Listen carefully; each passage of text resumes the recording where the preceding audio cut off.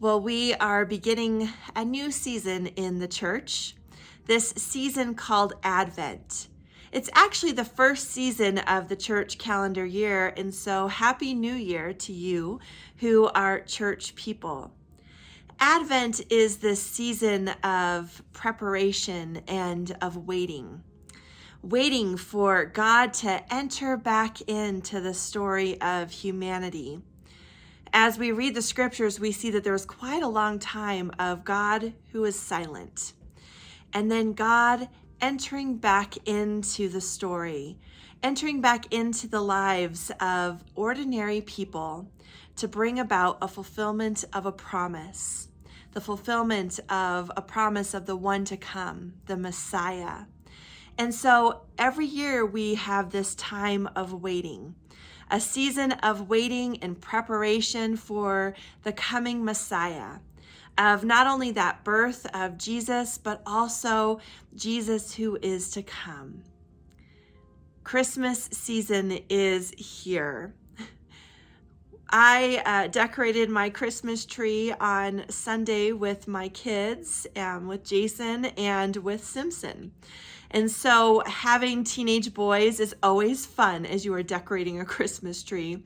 There's a little bit of a different feel to it, but having a puppy witnessing it all for the first time also brings a different kind of joy. This season also is a hard season for a lot of people. The darkness begins to really enter in this time of the year. The nights begin to get longer, darkness more. The temperatures begin to shift and change, and it becomes colder. Might even see snow on the ground. And it becomes this season of darkness, this season of waiting for something to come that will bring goodness. So I love the lights of the Christmas tree during this time of the year. When it's dark out at 4 o'clock in the evening, the Christmas tree lights just bring this extra beauty and extra hope that there is light that comes into the darkness. A lot of people during this season as well begin to get excited as they prepare for Christmas. This year we are asking the question, what can't wait? We wait a lot during this season. We wait for parties. We wait for presents. We wait for family to come. We wait for amazing food. We wait for a celebration together. And as we're waiting, we think about all the ways in which we prepare during that time, cleaning our house, setting up decorations, going and buying presents, going and buying food, sending out invitations. And we wait in this season. But what can't wait? What are the things in our lives as we are in this season can't wait? This last Sunday, we talked about how hope can't wait. Hope is one of those things that is a foundation of who we are. It brings happiness and joy in the midst of pain and struggle.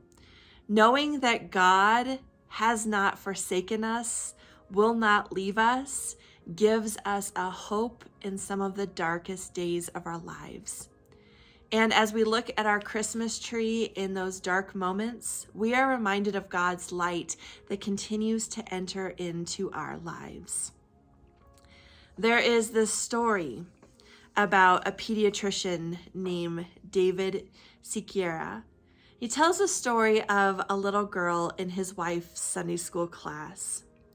See, his wife one Sunday had prepared a lesson on being useful, and she told the children that everyone can be useful in serving God, of sharing God's love and hope and joy with others. Well, there's this real moment of silence, and then this little girl named Sarah spoke up. She said, "Teacher, what can I do? I don't know how to do very many useful things. I don't know how to share God's love and goodness with others. I'm just a little girl. What can I do?" Well, Mrs. Siqueira had not anticipated that kind of question, but she quickly looked around her room and she spotted this empty flower vase that was on the windowsill. So she grabbed that that vase and she said, Sarah, you can bring a flower and you can put it in this vase. That would be a useful way to share God's love and hope with others. Sarah kind of frowned and she said, but that's not really that important. And her teacher said, it is. It is if you are bringing light and beauty into the world. Well, sure enough, the next Sunday, Sarah came and she brought in a dandelion and she placed it in that vase. In fact, she continued to do it week after week after week. Without reminders or help, she made sure that that vase was filled with a bright yellow flower Sunday after Sunday. When her pastor found out about it, he put the vase in the main sanctuary next to the pulpit. And that Sunday, he gave a sermon about honoring those who are serving others. And he used Sarah's vase as an example. And then he used the message of how we are to bring hope into places that are dark and without beauty. And that flower was an example of bringing hope into the world. The congregation was touched by that message. But during that same week, Sarah's family discovered that she had leukemia. David Sekiera was her pediatrician. He did his best to explain to Sarah's parents that nothing could be done to help save this little girl's life. Eventually, Sarah got so ill that she was confined to her bed and confined to those visits that some of the people in the congregation would make for her. She lost her smile. She lost most of her weight, and then the end was really near. That Sunday, at the end of his sermon, the pastor suddenly stopped speaking. His eyes wide, he stared at the back of the church, and everyone just turned around to see what he was looking at. It was Sarah. Her parents had brought her for one final visit. She was bundled in a blanket, and in her hand she carried a dandelion. She slowly walked up to the front of the church, where that vase was still perched there, empty next to the pulpit. And she put that flower in the vase and a piece of paper beside it. And then she returned to her parents. Well, 4 days later, Sarah died. And at the funeral, the pastor showed Dr. Sekiera the note that Sarah had left. And it said, Dear God, this vase of hope has been the biggest honor of my life. Sarah. Sometimes it's those little moments of bringing hope into someone's life that are the most memorable and important things that we can do. We often think that there's not a lot of ways in which we can bring hope into the world.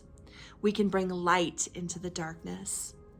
But sometimes it's a simple act of holding on to that faithful promise that God will enter in. Sometimes it's a simple act of bringing a flower and putting it in an empty vase. Sometimes it's a simple act of going and sitting next to somebody who is in need of knowing that hope is there and that God can't wait to enter into their story. Martin Luther King Jr. has this great quote from an address that he gave in Washington, D.C. in February 1968, 2 months before his assassination. He was looking out and thinking about their work and what a difficult work it had been. And he said, "We must accept finite disappointment, but never lose infinite hope." The reality is that life can be really hard, filled with challenges and struggles, filled with deep pain, deep hurt, deep heartache, deep grief. There isn't always the happy ending. And yet we must always hold on to infinite hope. Hope that God sees us. Hope that we will never be alone. Hope that light will enter into even the darkest of spaces.